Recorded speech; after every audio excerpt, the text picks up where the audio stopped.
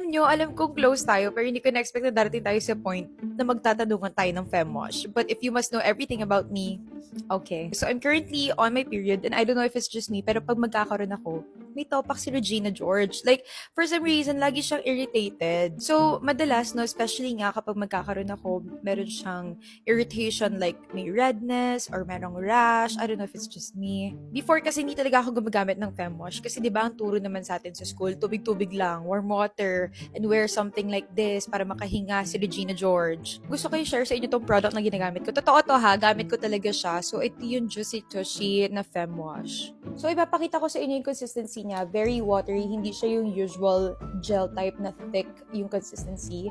Water, kita nyo?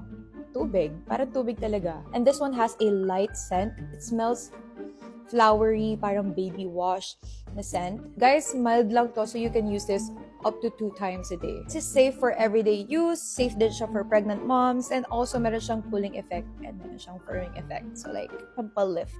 Wow. In fairness, sobrang gentle talaga niya sa feeling kasi diba kapag gamit ko to. Usually kasi kapag nag-femwash ako before, meron talaga staying effect. Like ako lang ba, mali lang ba yung gamit ko? Pero ito kasi, hindi talaga ako naka-experience ng ganun sa kanya. Again guys, no, if pati ata breast milk ko gusto niya i-share ko sa inyo. So again, ito yung femwash na gamit ko from Juicy Tushy.